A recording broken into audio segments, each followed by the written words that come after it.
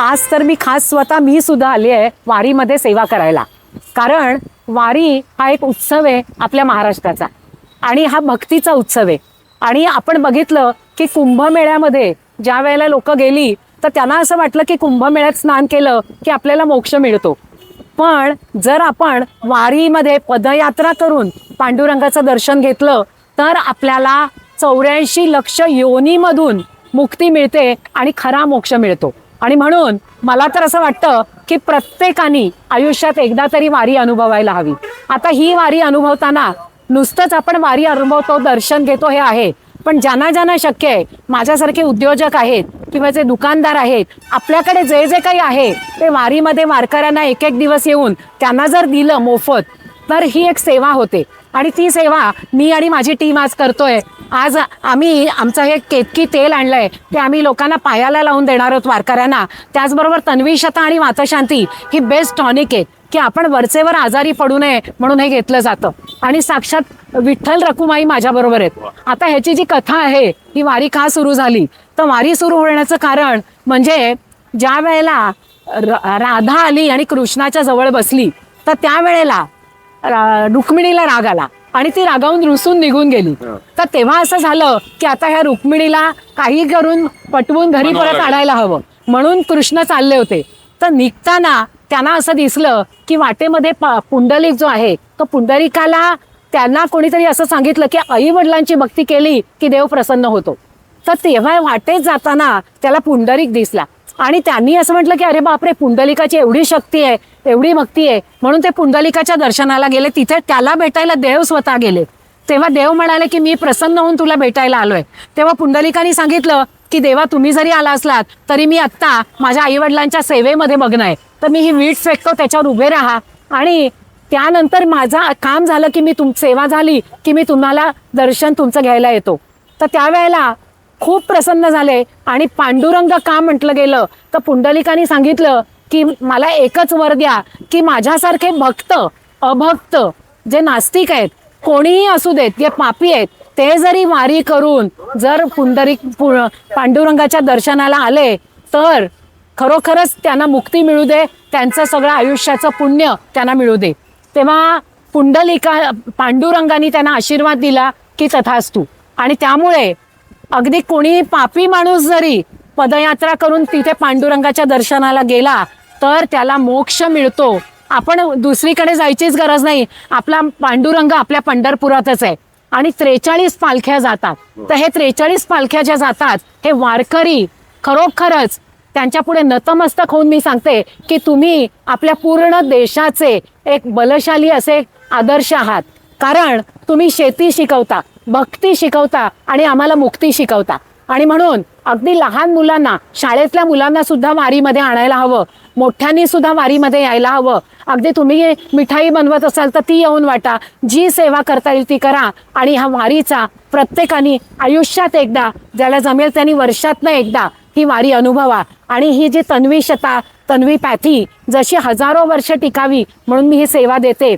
माझ्या मुली doctor Mansi, Rucha, doctor Pushkaraj, आपलं घंटाळी, ठाणे, दादर इथे आपलं क्लिनिक आहे जिथे आम्ही 35 वर्ष फ्री चेकअप देतोय. तर ही 1000 वर्ष वारीबरोबरच आमची ही सेवा टिको, हीच पांडुरंगाकडे प्रार्थना. वारी ही महाराष्ट्रातली सर्वात मोठी आध्यात्मिक सांस्कृतिक परंपरा आहे. लाखो वारकरी पायी चालत पंढरपूरला जाऊन विठोबाचं दर्शन घेतात. गर्दीमुळे दर्शन झालं नाही तर त्या मंदिराच्या कळसाचं दर्शन घेऊन आनंदाने घरी परत येतात. विठ्ठलाचा, ज्ञानोबा, तुकाराम महाराजांचा गजर करतात. चंद्रभागेच्या तीरी विठुरायाच्या दर्शनाने वारीची सांगता होते.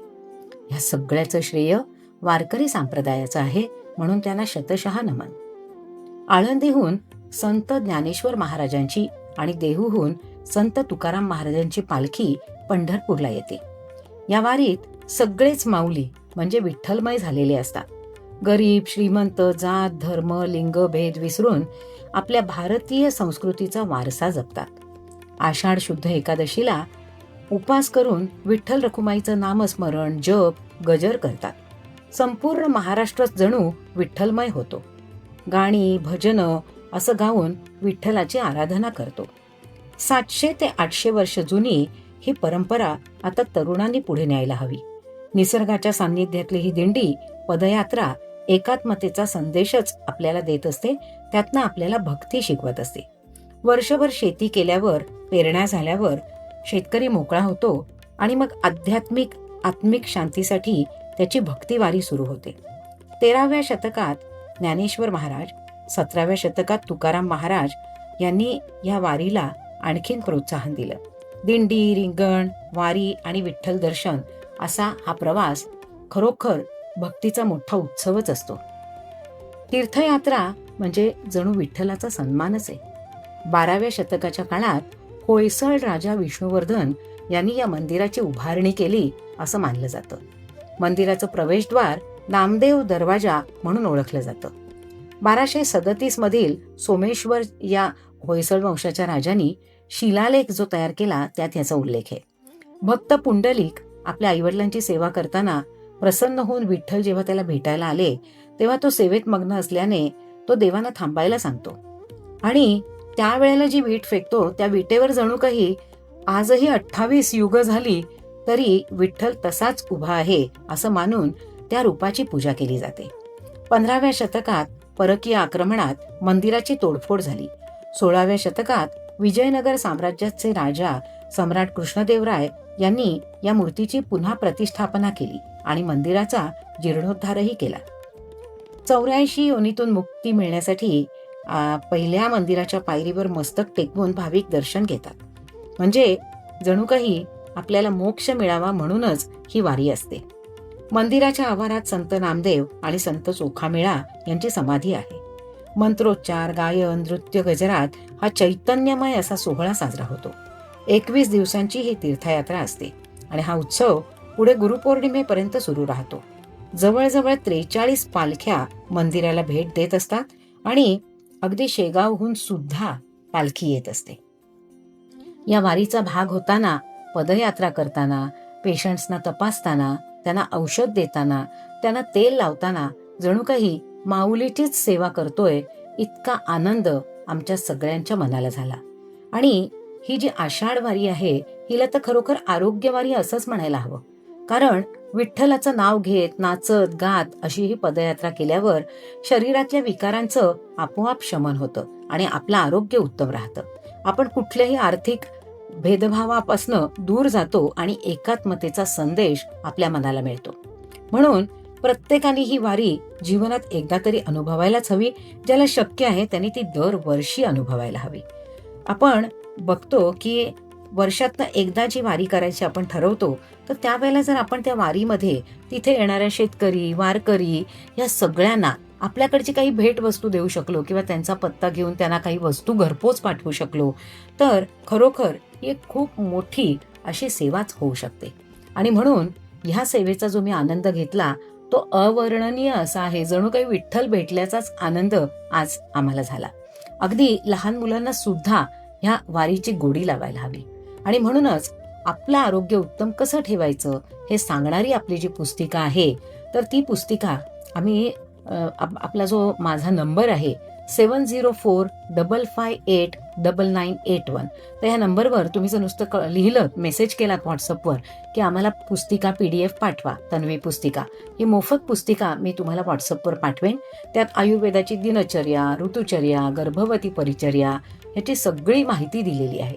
त्याचबरोबर आपलं तन्वीच्या क्लिनिकमध्ये फ्री चेकअप असतं. ठाणे, दादर इथे रोज असतं आणि महाराष्ट्रात ठिकठिकाणी तन्वीचे फ्री चेकअप कॅम्प सुद्धा होतात. माझ्या दोघी मुली doctor Mansi, Rucha, doctor Pushkaraj, doctor Deshpande, doctor Joshi आणि अनेक तन्वी पॅनल डॉक्टर्स पेशंट्सना तपासून फक्त तन्वीचे नॅचरल हर्बल उपचार देतात आणि प्रत्येक आजारावर उपयोगी अशी हर्बल तन्वीपॅथी आज घराघरात वापरून अतिशय उत्तम असा गुण मिळवला जातोय. आपली सर्व तन्वीची औषधं केमिस्टकडे, तन्वी क्लिनिकमध्ये आणि तन्वी हर्बलच्या वेबसाईटवर उपलब्ध आहेत. त्यातलं सगळ्यात महत्वाचं टॉनिक म्हणजे तन्वीशता. 2 तन्वीशता प्रत्येकाने रोज घेतल्या तर आपण वरचेवर आजारी पडत नाही. निरोगी राहण्यासाठी सर्वश्रेष्ठ असं एक बेस्ट टॉनिक ते आहे आणि त्यामुळे प्रत्येकाने रोज 2 तन्वीशता घ्या आणि निरोगी राहा. शाळा कॉलेजच्या मुलांनी सुद्धा वारी करायला हवी. सर्व वारकऱ्यांकडून खूप काही शिकण्यासारखं आहे.